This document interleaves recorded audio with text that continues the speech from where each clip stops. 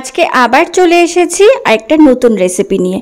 আজকেও তোমাদের সঙ্গে আমি একটা মাছ দিয়ে খুব সুন্দর ইভিনিং স্ন্যাক্সের রেসিপি শেয়ার করব, যেটা চাইলে কিন্তু তোমরা ভাত দিয়েও খেতে পারো। এখানে আমি কিছু মোরলা মাছ নিয়ে নিয়েছি। মাছগুলোকে ধুয়ে ভালো করে আমি একটু লবণ, হলুদ আর লঙ্কার গুঁড়ো ভালো করে মিশিয়ে আমি 10 মিনিটের জন্য একটু রেখে দেব। 10 মিনিট পর ফিরে এলাম। এবার আমি এর মধ্যে দিয়ে দিচ্ছি কিছু পেঁয়াজ কুচি, ধনেপাতা কুচি, কাঁচা লঙ্কা কুচি। ঝালটা অবশ্যই স্বাদ অনুসারে দেবে। সব কিছুকে খুব ভালো করে প্রথমে একবার মিশিয়ে নেব।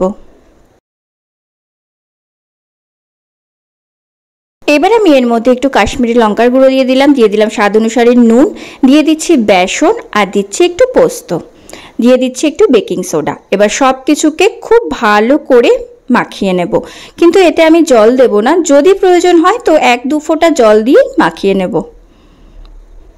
আর রেসিপিটা ভালো লাগলে অবশ্যই লাইক করবে, রেসিপিটাকে সকলের সাথে শেয়ার করো, আর অবশ্যই সাবস্ক্রাইব করো বং রান্নাঘরকে এই ধরনের ভালো ভালো রেসিপি পাওয়ার জন্য। সব কিছুকে ভালো করে মাখিয়ে নেওয়ার পর কড়াইতে সাদা তেল গরম করে মাছের পাকোড়াগুলোকে আমি 2 পিঠ উল্টে পাল্টে ভালো করে গোল্ডেন ব্রাউন করে ফ্রাই করে নেব।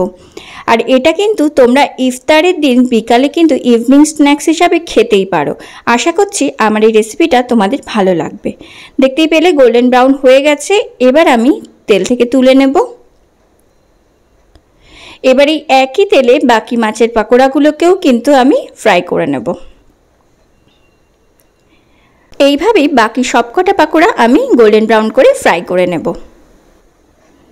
তাহলে দেখতেই পেলে কত সহজে তৈরি হয়ে গেল আমার আজকের রেসিপিটা। আর এই মাছের পাকোড়াটা কিন্তু তোমরা চাইলে ইভিনিং স্ন্যাক্স অথবা ডালের সাথে ভাত দিয়ে কিন্তু খেতেই পারো। আশা করছি তোমাদের পছন্দ হবে। আর আমার রেসিপি ভালো লাগলে অবশ্যই চ্যানেলটা সাবস্ক্রাইব করে আমার পাশে থেকো এই ধরনের ভালো ভালো রেসিপি পাওয়ার জন্য। আজকের মতো এই পর্যন্তই। আবার হাজির হয়ে যাব নতুন একটি রেসিপি নিয়ে। ততক্ষণের জন্য টাটা।